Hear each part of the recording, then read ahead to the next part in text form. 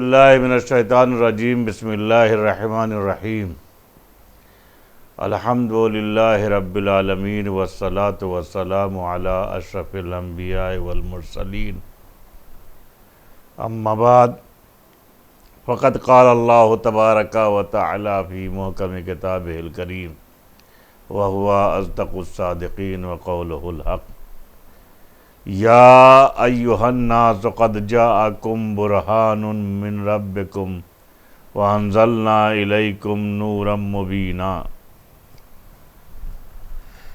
برادران ایمانی، جیسا کہ قرآن کے سلسلے میں ہماری ہر سال ہی آپ کے ساتھ میں گفتگو رہتی ہے، نئے نئے گوشے اور نئے نئے انکشافات ہم کوشش کرتے ہیں کہ جو ہے کہ نئے گوشوں کے ساتھ آپ کی سماعتوں کو کے حوالے کریں۔ ہم قرآن ایک ایسی کتاب ہے کہ جس نے سمجھ لیا اس نے دنیا اور آخرت دونوں میں کامیابی اور کامرانی اختیار کر لی۔ قرآن رٹنے کی چیز نہیں ہے بلکہ قرآن پڑھنے کی چیز ہے۔ اب ظاہر ہے کہ کچھ لوگ یہ کہتے ہیں کہ صاحب حافظ، ہم حافظہ کیے ہوئے ہیں اور ہم بہتر ہیں کہ چونکہ حفظ کیے ہوئے ہیں، اپنے دماغ میں بھرے ہوئے ہیں قرآن کو، اور قرآن دیکھ کر نہیں پڑھنا چاہیے بلکہ حفظ کر کے پڑھنا چاہیے۔ آئیے ہم قرآن اور اہل بیت سے اس سلسلے میں ہم معلومات کرتے ہیں۔ قرآن مجید نے فرمایا کہ اے لوگو، تمہاری ہدایت کے لیے خدا کی طرف سے محکم دلیل اور روشن نور آیا ہے۔ یعنی اللہ صاف اعلان فرما رہا ہے کہ دلیلیں بھی، روشن دلیلیں بھی آئی ہیں، کھلی ہوئی دلیلیں بھی آئی ہیں، اور نور ہے، یہ نور ہے ہمارے لیے قرآن۔ تو اب ظاہر ہے کہ جو ہے کہ جب نور ہے تو ہم کو چاہیے کہ جو ہے کہ ہم اس سے روشنی جیسا فائدہ حاصل کریں، چاہے وہ قلبی روشنی ہو، چاہے وہ آنکھوں کی روشنی ہو۔ ضروری ہے کہ جو ہے کہ ہم اس سے فیضیاب ہوں۔ قرآن آئیے اس بحث سے بھی انکشاف کرتے ہیں کہ قرآن دیکھ کر تلاوت کرنا چاہیے یا حافظہ کر کے، حفظ کر کے تلاوت کرنا چاہیے۔ تلاوت قرآن سے متعلق بزرگان دین نے جن باتوں کو کی ہمیں تاکید کی ہے، میں ایک قرآن کو دیکھ کر تلاوت کرنا ہے۔ جس چیز کی ہمیں تاکید کی گئی ہے اس میں یہ بتایا گیا ہے کہ آپ کو دیکھ کے قرآن پڑھنا ہے۔ اس مسئلے پر بے حد تاکید کی گئی ہے، اور شاید اس کی وجہ نورانیت قرآن سے استفادہ رہا ہو، اور یہ کہ صاحبان ایمان قرآن کریم سے زیادہ ثواب حاصل کر سکیں۔ ہمارے علماء اور ہمارے بزرگان نے اور ائمہ اطہار علیہ الصلوۃ والسلام نے فرمایا ہے کہ قرآن کو دیکھ کر پڑھو تاکہ تو اس سے فیضیاب ہو سکو، اس کے مقاصد سے فیضیاب ہو سکو۔ آگے قرآن مجید میں اعلان ہے فآمنوا باللہ ورسولہ ونور الذی انزلنا، پس خدا و رسول اور وہ نور تمہاری طرف بھیجا گیا ہے اس پر ایمان لے آؤ۔ یعنی قرآن پر ہمیں ایمان لانا ہے، اور یہ کتاب جو اللہ نے قلب رسول پر نازل کر کے ہماری زندگی کو روشن بنانے کے لیے، ہماری آخرت کو چمکانے کے لیے جو ہمیں ہدایات کی ہیں، اس کے اوپر ہمیں گامزن رہنا ہے۔ قرآن ہی نہیں بلکہ تمام آسمانی کتابیں نور ہیں۔ اب وہ بات الگ ہے کہ جو ہے کہ دوسری آسمانی کتابیں، اس میں ان کے ماننے والوں نے اپنا دماغ لگا دیا اور اللہ کے کلام کو تلف کر دیا۔ ظاہر ہے کہ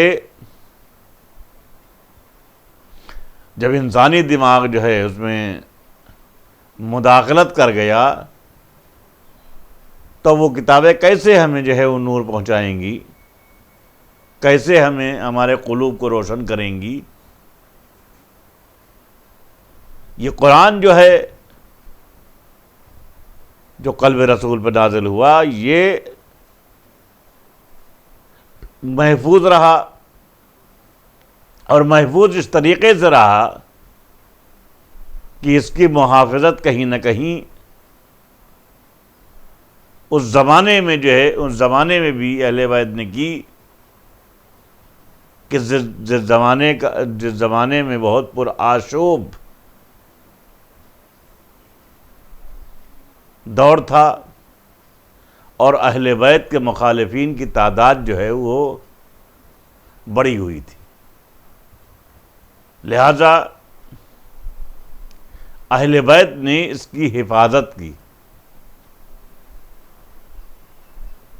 وہی دور آج بھی چلا آ رہا ہے کہ دین اور قرآن اور وحدانیت کو بچانے کے لیے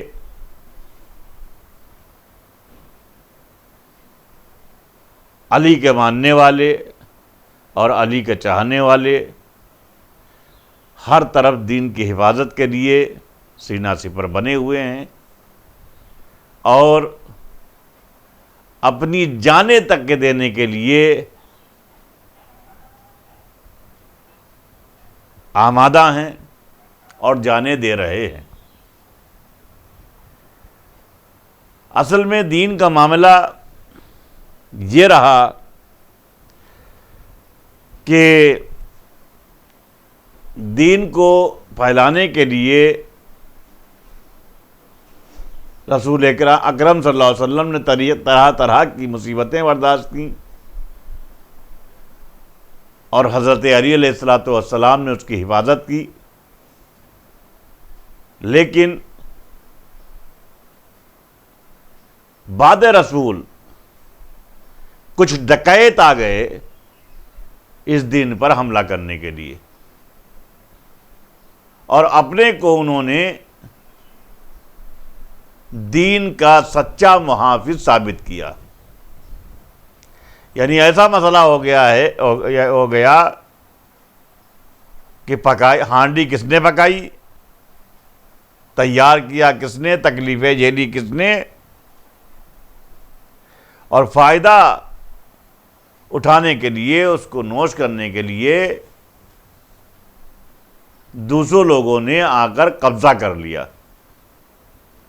وہی دین آج تک کے جو سقیفہ میں بنایا گیا تھا، وہی دین آج تک کے ہمارے لیے مصیبت بنا ہوا ہے۔ اگر دین محمدی کو اسی طریقے سے رکھا گیا ہوتا کہ جس طریقے سے محمد مصطفیٰ صلی اللہ علیہ وسلم نے ہدایت کی ہے، ہمیں بتایا ہے، جن جن چیزوں کے لیے ہمیں بتایا تھا محمد مصطفیٰ صلی اللہ علیہ وسلم نے، ہم اسی لحاظ سے زندگی گزارتے. لیکن دین میں تو بعد رسول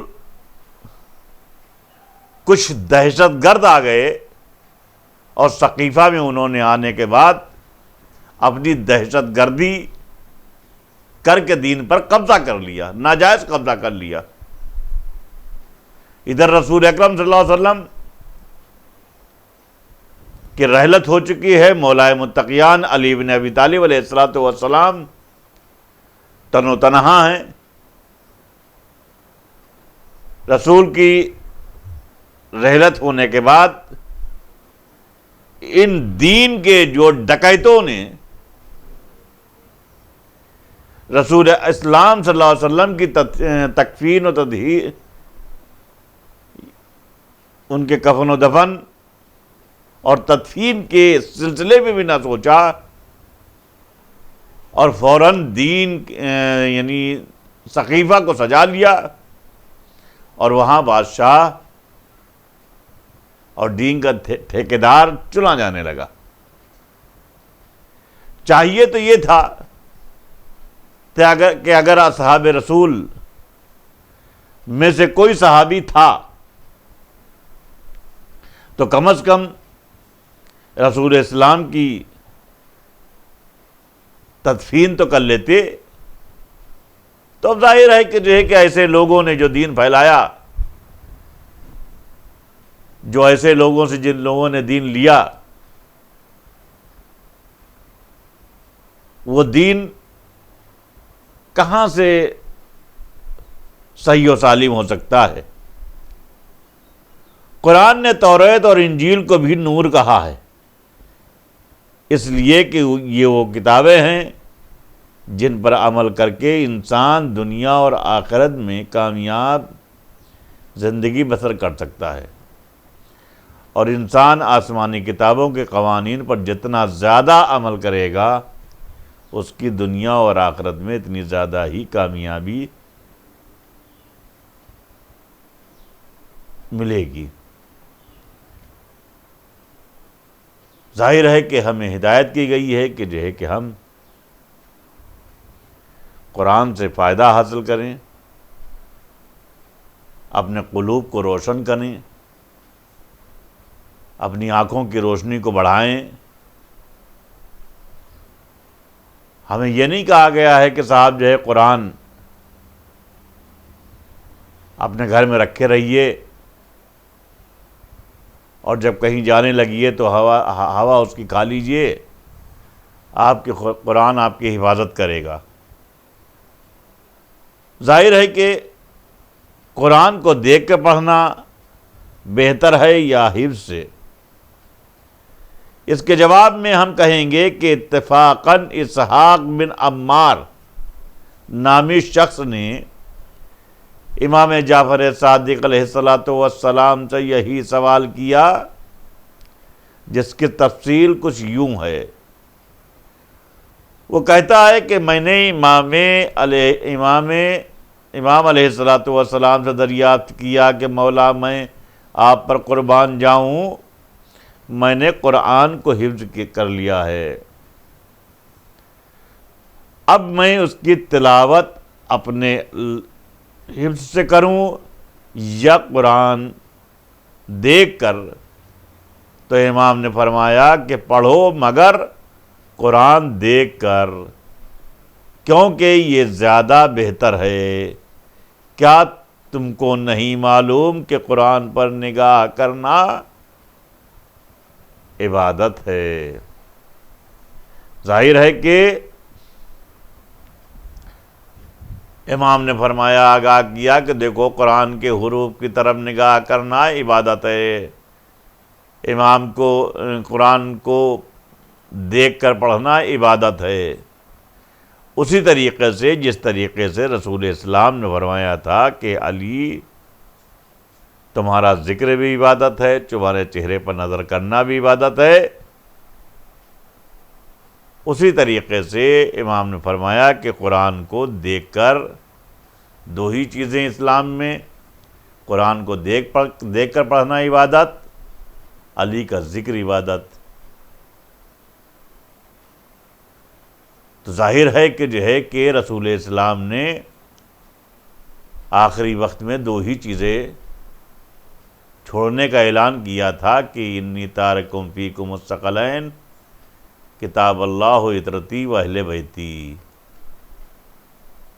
دونوں چیزوں سے متمسک رہو گے تو تمہاری دنیا بھی کامیابی اور کامرانی کی ہوگی، اور اگر اس سے منحرف ہوئے تو نہ دنیا میں کامیابی مل سکتی ہے اور نہ آخرت میں کامیابی مل سکتی ہے۔ وآخر دعوانا ان الحمد للہ رب العالمین۔